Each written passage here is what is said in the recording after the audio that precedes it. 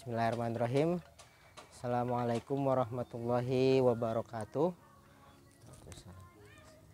Alhamdulillahirabbil alamin. Wabihi nasta'in ala umurid dunya waddin.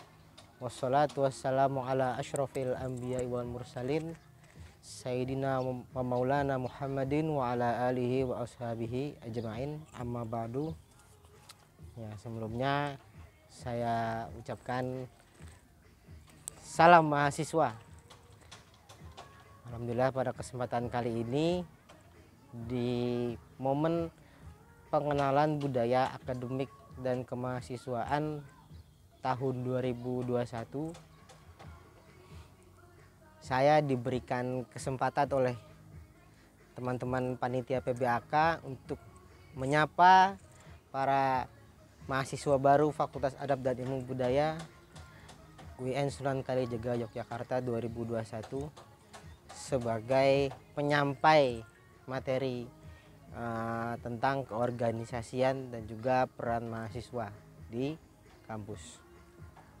Sebelumnya saya ucapkan selamat datang kepada teman-teman mahasiswa Fakultas Adab dan Ilmu Budaya UIN Sunan Kalijaga Yogyakarta tahun 2021 atas kedatangan kalian dan bergabungnya kalian di keluarga besar Fakultas Adab dan Ilmu Budaya. Semoga harapan saya adalah teman-teman sekalian mampu untuk melanjutkan cerita ataupun perjuangan dan juga mampu mengangkat kembali nama baik keluarga besar Fakultas Adab dan Ilmu Budaya yang senantiasa melahirkan para tokoh-tokoh atau mungkin juga sosok yang istilahnya tuh berguna di masyarakat. Oke. Baik. Mungkin ini sedikit saja ya, karena memang nanti kita juga akan mendalami di pertemuan tanggal 21. Saya hanya ingin memberikan prolog mengenai keorganisasian. Oke, mungkin teman-teman semua sudah sangat akrab dengan kata organisasi ya. Organisasi sendiri adalah sesuatu yang bahkan 24 jam itu kita rasakan atau mungkin kita berjumpai gitulah bahasanya. Termasuk anggota tubuh kita ini juga merupakan sebuah organisasi yang mana terdiri atas kepala, tangan, atau mungkin juga kaki dan lain sebagainya. Kalau secara definitif, organisasi itu berasal dari bahasa Yunani. Dari kata organos. Organos itu merupakan alat. Kalau secara istilah, organisasi secara umum adalah sebuah perkumpulan yang terdiri atas sekumpulan atau beberapa orang yang berkumpul dan bersama-sama untuk mencapai sebuah tujuan yang sama yang diinginkan oleh kumpulan itu. Jadi lebih tepatnya adalah ya bisa dibilang organisasi ini adalah sekumpulan manusia, sekumpulan orang yang berkumpul punya tujuan dan juga ingin mencapai tujuan yang sama. Nah, selanjutnya adalah dari sana kita bisa mengenal beberapa komponen yang ada di organisasi ya. Yang pertama ada ketuanya atau mungkin pemimpin lah, leader bahasanya ya. Kemudian ada anggota yang pasti. Selanjutnya ada struktur dan kemudian ada tujuan. Ketika 4 aspek ini sudah ada, maka itu sudah bisa disebut sebagai organisasi.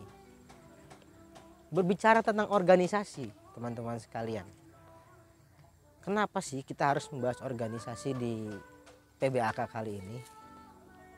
Mungkin ini yang menjadi pertanyaan ya dari teman-teman semua ya. Kok mahasiswa sangat erat dengan organisasi?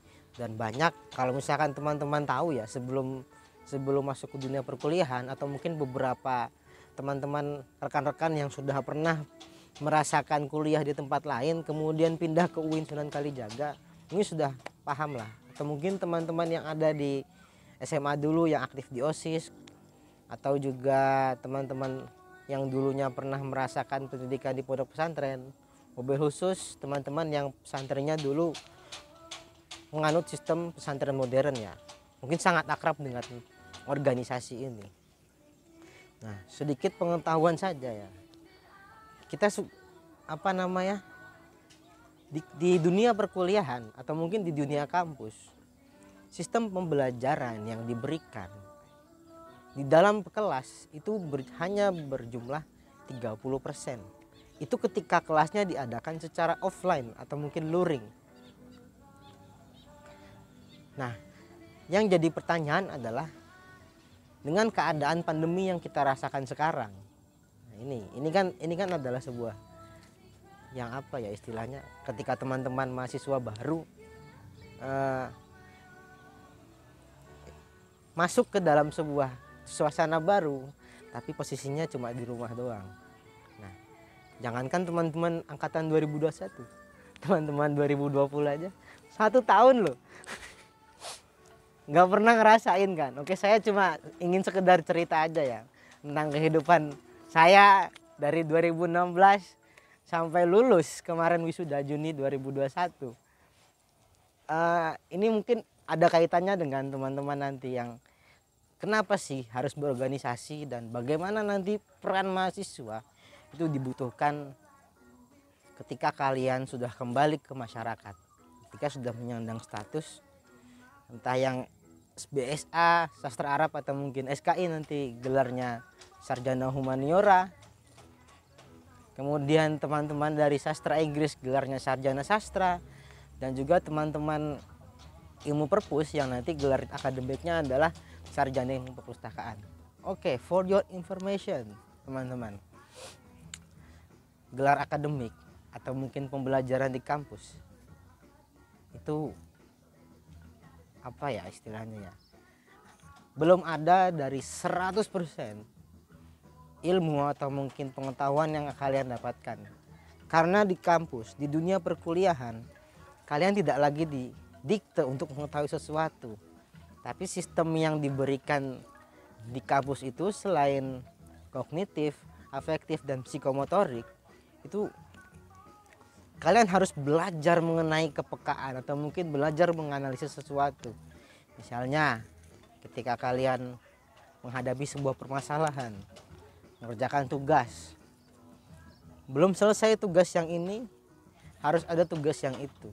Apalagi sistemnya daring ya, pembelajaran secara jarak jauh atau mungkin PJJ. Saya pernah bahas ini di media, di sebuah artikel ya, tentang sistem pembelajaran jarak jauh ini yang sebenarnya yang diterapkan oleh pemerintah saat ini tuh sangat kurang efektif.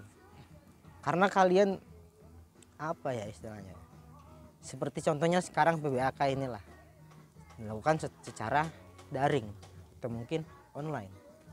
Sedangkan yang menjadikan kalian bertahan dan kuat di kampus itu bukanlah ilmunya, melainkan pengalamannya. Ini saya cerita benar-benar sesuai dengan pengalaman aja lah.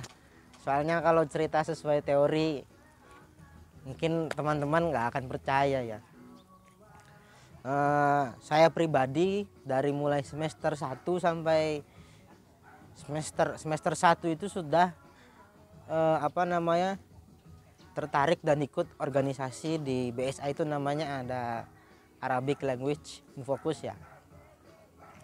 Kemudian saya bergabung dengan PMII dan saya mengembangkan ilmu di situ, yang sebenarnya ketika maba tuh mikirnya gini loh, ngapain sih kita ikut organisasi ya? Wong kita kuliah juga tujuannya buat lulus, buat apa gitu. Ternyata ketika di tengah jalan itu ngerasanya, aduh, nggak paham ini, nggak paham itu, dan bingung kan akhirnya mau nanya kemana kan. Nah, dengan adanya organisasi tadi, alhamdulillah itu bisa di cover gitu loh.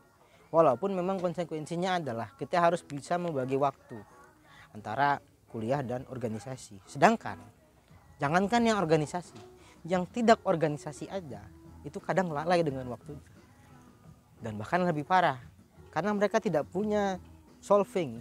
Bagaimana sih cara mengatasi kebingungan atau mungkin juga bagaimana kita menghadapi sebuah masalah tanpa kita melatih itu. Ingat teman-teman, orang bijak, nggak tahu lupa saya namanya, pernah bilang adalah pengalaman adalah guru terbaik yang mengajarkan kalian tentang arti sebuah kehidupan. Itu yang kan kalian rasakan ketika nanti di bangku perkuliahan. Dan beranjak ke semester 3 sampai 4 sudah saya pribadi sudah mengikuti organisasi di tingkat jurusan atau mungkin sekarang namanya HMPS ya. Beranjak lagi itu kemudian karena kepo kan, saya mengikuti berbagai banyak organisasi ya, dan mulai dari tingkatan fakultas di senat mahasiswa, kemudian di tingkat antar kampus sejateng DIY itu ikut Dewan Pimpinan Wilayah ITLA. Nanti ketika mungkin di orientasi HMJ atau mungkin orientasi Harmawan nanti akan dijelaskan ya oleh teman-teman yang BSH. Ini di tempat di SKI mungkin juga ada perkumpulan lain seperti IKHIMSI, di IP juga ada, dan di sastra Inggris pun juga ada. Beranjak lagi sampai ketika sebelum KKN itu akhirnya saya bergabung karena memang itu ya modal nekat sebenarnya. Meningkat terus. Karena seperti orang, kalau kata teman-teman itu seperti orang yang tidak bosan buat organisasi lah. Padahal sebenarnya ya karena kepo aja. Melanjut, akhirnya sampai ke titik nasional. Ya, saya ditugaskan untuk menjadi perwakilan dari BSA, ikut berpartisipasi di struktur Dewan Pimpinan Pusat ITLA atau bahasa Indonesianya Persatuan Mahasiswa Bahasa Arab Seluruh Indonesia ya. Yang kemarin berakhir tahun 2019 dan sampai sekarang alhamdulillah sudah lulus. Dan saya mengalami itu kuliah 4,5 tahun dengan istilahnya ya, yang mematahkan prediksi banyak orang bahwa orang-orang yang berorganisasi itu kuliahnya pasti telat. Padahal yang membuat kuliah telat atau mungkin yang membuat kita malas adalah diri kita sendiri. Malas itu adalah musuh utama yang harus diatasi. Nah, oleh sebab itu buat teman-teman di mahasiswa baru, kalian harus belajar bagaimana caranya mengatasi kemalasan dengan memperbanyak beban. Ini adalah sebuah langkah yang nekat, tapi kalian harus jalani itu loh. Apalagi dengan sistem perkuliahan yang daring ya. Kalian pasti pengen punya teman yang banyak kan. Ini adalah sebuah statement yang saya rasa saya tidak mau berbicara terlalu baku atau mungkin terlalu serius ya buat teman-teman semua. Yang penting teman-teman paham. Yang membuat kalian betah di kampus adalah teman. Kemudian kalau bahasa sekarang itu circle. Tergantung circle pertemanan kalian. Kalau kalian nggak punya circle pertemanan, dari mana kalian akan belajar menganalisis keadaan?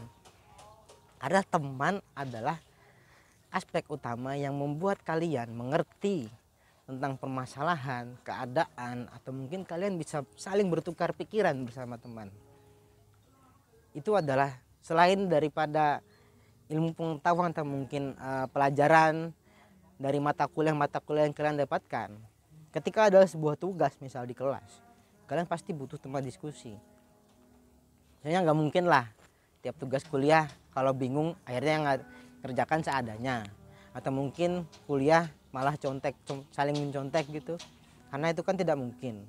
Apalagi untuk meraih kelulusan di kampus saja itu kalian dituntut buat berpikir mandiri dengan membuat skripsi.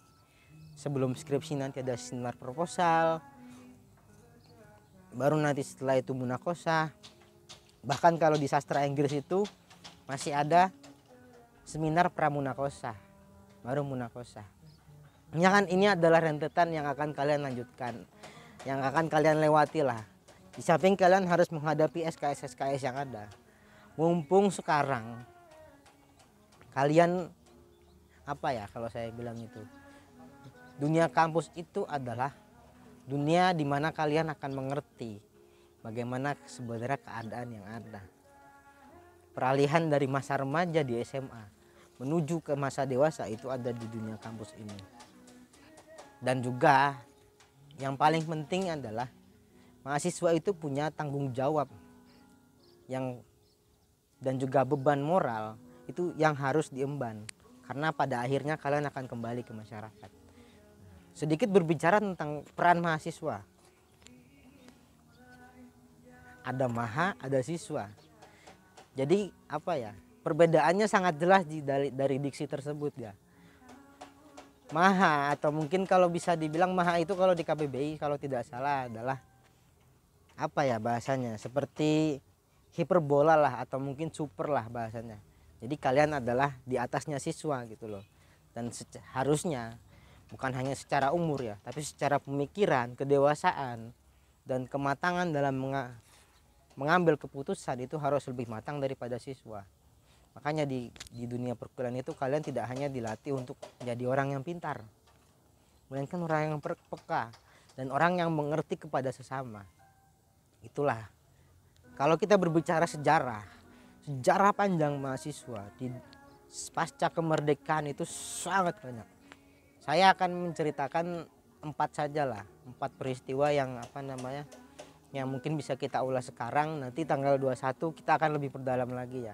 Jadi pada tahun 1974 itu terjadi sebuah peristiwa yang namanya malari, yang dimana pada waktu itu kelewatan. Sebelum itu ya tahun 5 sampai 66 itu adalah akhir dari masa Orde Lama. Di masa itu Presiden Soekarno mengumumkan bahwa beliau ingin menjadi presiden seumur hidup. Sedangkan keadaan bangsa Indonesia pada masa itu sangat-sangat suram atau mungkin di mana ekonomi yang sedang tidak baik-baik saja, kemiskinan merajalela karena memang waktu itu masih merupakan periode Indonesia baru tumbuh lah ya, baru lahir. Dan disitulah peran mahasiswa pertama kalinya muncul untuk berani menentang kebijakan-kebijakan yang diambil oleh para pemangku kekuasaan. Kita mengenal mungkin kalau teman-teman tahu ada Sohogi ya, salah satunya lah, yang pernah diangkat ke dalam sebuah film yang judulnya adalah Gi. Mungkin teman-teman bisa tonton film itu yang menceritakan tentang Sohogi ya, walaupun sebenarnya di film tidak terlalu mendetail dan juga untuk dijadikan sebuah referensi masih sangat kurang. Itu di sana pokoknya adalah bagaimana peran mahasiswa itu bisa menekan pemerintahan Soekarno yang selanjutnya digantikan oleh pemerintahan Soeharto, hingga muncullah beberapa kebijakan seperti Tritura dan lain sebagainya, sehingga salah satu aspek yang mendesak mengapa Presiden Soekarno akhirnya mau mundur selain G30S merupakan tuntutan dari teman-teman mahasiswa pada waktu itu bersama rakyat bersatu turun ke jalan. Di sanalah sejarah panjang dari gerakan mahasiswa di Indonesia mulai booming lah. Berlanjut ke tahun 1974, mohon maaf. Pada masa itu terjadi peristiwa malari. Nah, pada masa itu bagaimana pemerintahan Soeharto mulai resah dengan teman-teman mahasiswa yang sangat kritis. Jadi sebenarnya mahasiswa itu sangat dituntut untuk memiliki pemikiran yang kritis. Kalau zaman sekarang mungkin mahasiswa udah yang penting stylish lah ya, kekinian. Nah, pada hakikatnya mahasiswa harus mampu membaca keadaan, menganalisis segala macam kejadian yang istilahnya adalah segala macam ketidakadilan yang terjadi. Tahun 1974 itu ketika demo besar-besaran sehingga melahirkan sebuah peristiwa yang kita sebut dengan malari, pemerintah Soeharto pada masa itu melalui Kementerian Pendidikan itu membuat sebuah terobosan atau mungkin sebuah peraturan yang kita kenal dengan NKK BKK. Ini tidak banyak diulas di buku-buku sejarah SMA ya. NKK BKK itu kebanyakannya adalah normalisasi kegiatan kampus serta pembentukan BKK, Badan Koordinasi Kampus, yang di sana mengatur bahwa organisasi yang ada di dalam kampus merupakan organisasi yang resmi dan juga membentuk student government sebagai representasi dari pemerintah ke dalam dunia kemahasiswaan. Nah, sedikit berbicara tentang organisasi di mahasiswa itu, disinilah nantinya kalau teman-teman tahu di kampus itu ada dua jenis organisasi. Yang pertama adalah intra atau internal kampus. Kemudian yang kedua adalah ekstra atau eksternal kampus. Nah, di sana yang membedakan adalah dari segi keresmiannya. Organisasi intra itu organisasi yang langsung dinaungi oleh kampus. Seperti kalau misalkan di kampus luar ada BEM, atau mungkin di kampus kita ada DEMA, SEMA, HMPS, kemudian ada UKM dan lain sebagainya yang resmi langsung di SK oleh kampus. Sedangkan organisasi ekstra merupakan organisasi yang kedudukannya berada di luar. Seperti contohnya PMII, kemudian ada GMNI, ada KAMI, ada IMM, ada HMI dan lain sebagainya.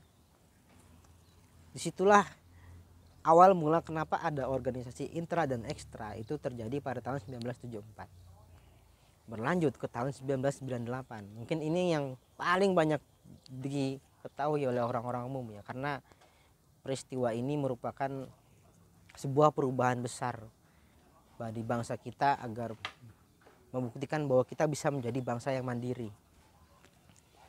Itu adalah peristiwa reformasi atau tumbangnya era Orde Baru yang merupakan sebuah rentetan panjang berkisar dari tahun 1995-96 sampai periode 1998. Indonesia mengalami krisis ekonomi. Pada masa itu, di tengah kondisi yang sulit, harga dolar yang semakin melambung, harga bahan pangan yang semakin mahal, banyak pengusaha-pengusaha yang akhirnya gulung tikar, investor asing banyak yang akhirnya menarik kembali dananya. Di sanalah peran mahasiswa bersama rakyat, termasuk juga beberapa dosen diantaranya, turun ke jalan. Kita ingin ada sebuah perubahan yang ini tidak bisa dibiarkan begitu saja. Maksudnya adalah ketika negeri sudah sangat carut marut pada masa itu ya, di tengah pemerintahan yang sangat korup dan juga pemerintahan otoriter Orde Baru pada masa itu, mahasiswa turun ke jalan bersama rakyat. Kita mengubah keadaan dan kita mengajak sekalian untuk bagaimana Indonesia bisa menjadi lebih baik.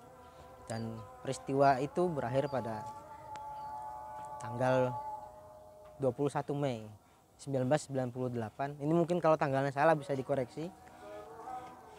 Presiden Soeharto mengumumkan untuk mengundurkan diri dari jabatannya sebagai Presiden Republik Indonesia kedua, digantikan oleh wapresnya yaitu Bapak almarhum B.J. Habibie.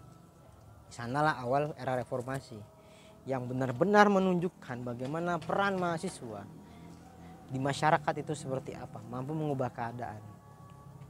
Dan untuk peristiwa yang terakhir mungkin kita ini tidak lama ya, baru 1 tahun yang lalu lah, itu ada peristiwa Omnibus Law. Maksudnya adalah bagaimana pemerintahan sekarang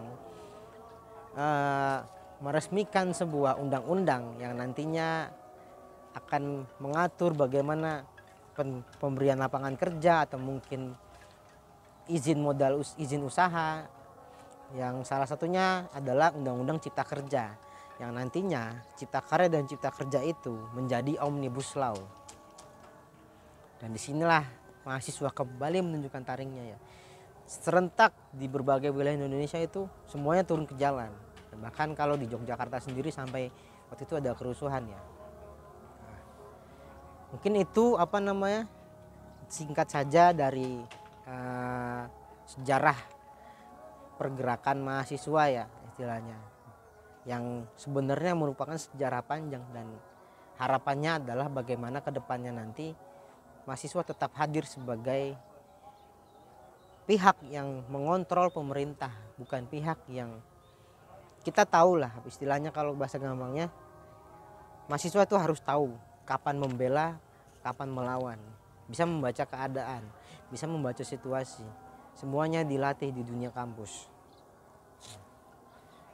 Kesimpulannya, karena ini sebenarnya belum bisa disimpulkan sekarang, kita akan ketemu lagi di tanggal 21 nanti untuk pendalaman materinya, atau mungkin nanti juga di sana akan membahas teori organisasi ya.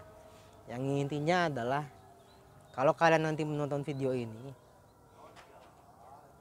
bukalah mata kalian dan pandangan kalian bahwa kita di kampus ini bukan hanya sekedar menuntut ilmu di bangku perkuliahan saja atau di bangku kelas saja, melainkan kita juga harus belajar bagaimana kedepannya nanti bisa menjadi orang-orang yang dibutuhkan di masyarakat.